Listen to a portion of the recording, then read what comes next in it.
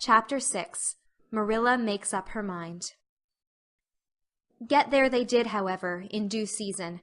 Mrs. Spencer lived in a big yellow house at White Sands Cove, and she came to the door with surprise and welcome mingled on her benevolent face. "Dear, dear!" she exclaimed. "You're the last folks I was looking for today, but I'm real glad to see you. You'll put your horse in, and how are you, Anne?" "I'm as well as can be expected, thank you," said Anne smilelessly. A blight seemed to have descended on her. "I suppose we'll stay a little while to rest the mare," said Marilla. "but I promised Matthew I'd be home early. The fact is, Mrs. Spencer, there's been a queer mistake somewhere, and I've come over to see where it is. We sent word, Matthew and I, for you to bring us a boy from the asylum. We told your brother Robert to tell you we wanted a boy 10 or 11 years old."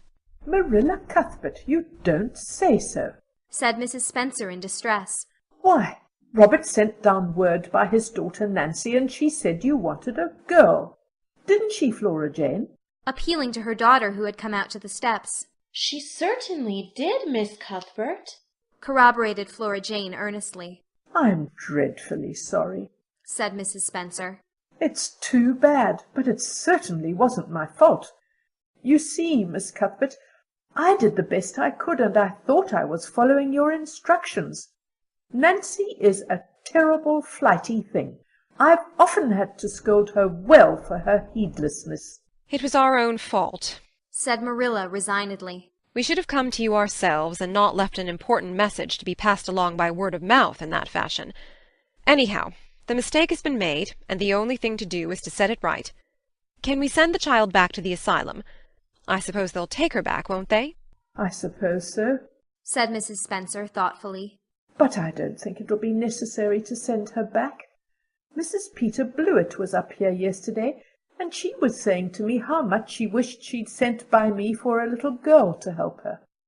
Mrs. Peter has a large family, you know, and she finds it hard to get help. Anne will be the very girl for you. I call it positively providential." Marilla did not look as if she thought Providence had much to do with the matter. Here was an unexpectedly good chance to get this unwelcome orphan off her hands, and she did not even feel grateful for it. She knew Mrs. Peter Blewett only by sight, as a small, shrewish-faced woman without an ounce of superfluous flesh on her bones. But she had heard of her. A terrible worker and driver Mrs. Peter was said to be, and discharged servant girls told fearsome tales of her temper and stinginess, and her family of pert, quarrelsome children. Marilla felt a qualm of conscience at the thought of handing Anne over to her tender mercies. "Well, I'll go in and we'll talk the matter over," she said. "And if there isn't Mrs. Peter coming up the lane this blessed minute!" exclaimed Mrs. Spencer, bustling her guests through the hall into the parlor, where a deadly chill struck on them as if the air had been strained so long through dark green, closely drawn blinds that it had lost every particle of warmth it had ever possessed. "This is real lucky, for we can settle the matter right away. Take the armchair, Miss Cuthbert. Anne, you sit here on the ottoman, and don't wiggle. Let me take your hats. Flora Jane, go out and put the kettle on. Good afternoon, Mrs. Blewett. We were just saying how fortunate it was you happened along. Let me introduce you two ladies. Mrs. Blewett, Miss Cuthbert. Please excuse me for just a moment. I forgot to tell Flora Jane to take the buns out of the oven." Mrs. Spencer whisked away, after pulling up the blinds. Anne, sitting mutely on the ottoman, with her hands clasped tightly in her lap, stared at Mrs. Blewett as one fascinated. Was she to be given into the keeping of this sharp-faced, sharp-eyed woman? She felt a lump coming up in her throat, and her eyes smarted painfully. She was beginning to be afraid she couldn't keep the tears back when Mrs. Spencer returned, flushed and beaming, quite capable of taking any and every difficulty, physical, mental, or spiritual, into consideration and settling it out of hand. "It seems there has been a mistake about this little girl, Mrs. Blewett," she said. "I was under the impression that Mr. and Miss Cuthbert wanted a little girl to adopt. I was certainly told so, but it seems it was a boy they wanted. So, if you're still of the same mind you were yesterday, I think she'll be just the thing for you." Mrs. Blewett darted her eyes over Anne from head to foot. "How old are you, and what's your name?" she demanded.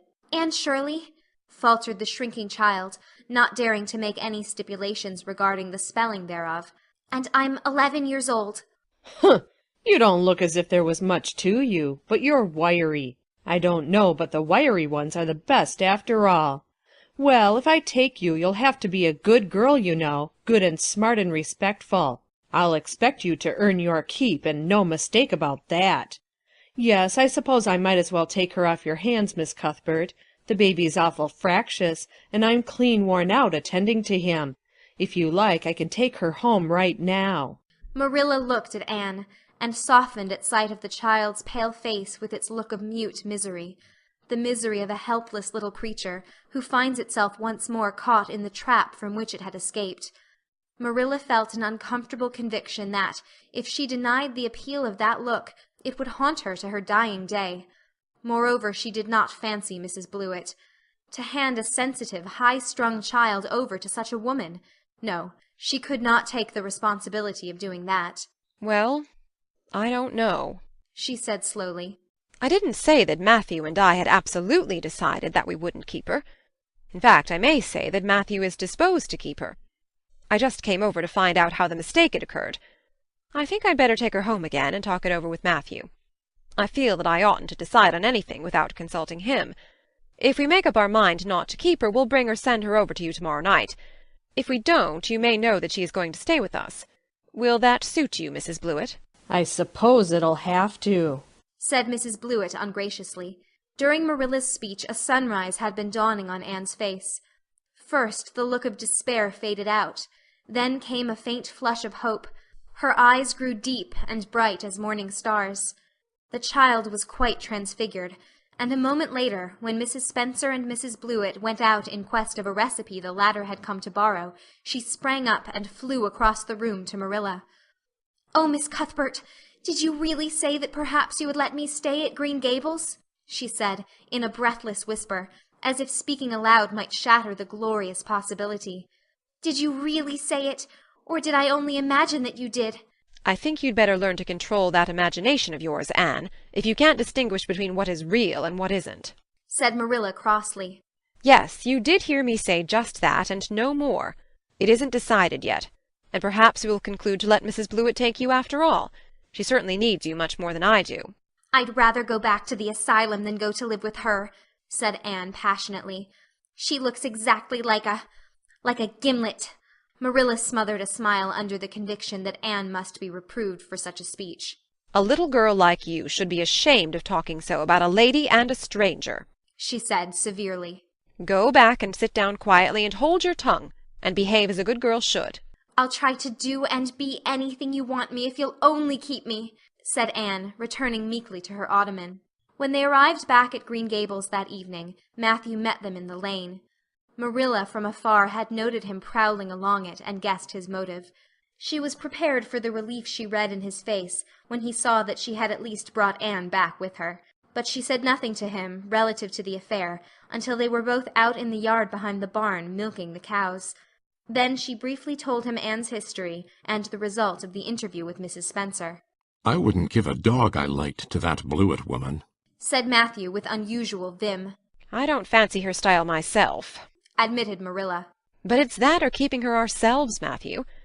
And since you seem to want her, I suppose I'm willing. Or have to be. I've been thinking over the idea until I've got kind of used to it. It seems a sort of duty. I've never brought up a child, especially a girl, and I dare say I'll make a terrible mess of it. But I'll do my best. So far as I'm concerned, Matthew, she may stay." Matthew's shy face was a glow of delight. "Well, now, I reckoned you'd come to see it in that light, Marilla," he said. "She's such an interesting little thing." "It'd be more to the point if you could say she was a useful little thing," retorted Marilla. "But I'll make it my business to see she's trained to be that. And mind, Matthew, you're not to go interfering with my methods. Perhaps an old maid doesn't know much about bringing up a child, but I guess she knows more than an old bachelor. So you just leave me to manage her. When I fail, it'll be time enough to put your oar in." There, Marilla, you can have your own way," said Matthew reassuringly. "Only be as good and kind to her as you can without spoiling her. I kind of think she's one of the sort you can do anything with if you only get her to love you." Marilla sniffed, to express her contempt for Matthew's opinions concerning anything feminine, and walked off to the dairy with the pails. I won't tell her tonight that she can stay, she reflected, as she strained the milk into the creamers. She'd be so excited that she wouldn't sleep a wink. Marilla Cuthbert, you're fairly in for it. Did you ever suppose you'd see the day when you'd be adopting an orphan girl? It's surprising enough, but not so surprising as that Matthew should be at the bottom of it, him that always seemed to have such a mortal dread of little girls. Anyhow, we've decided on the experiment, and goodness only knows what will come of it. End of chapter 6.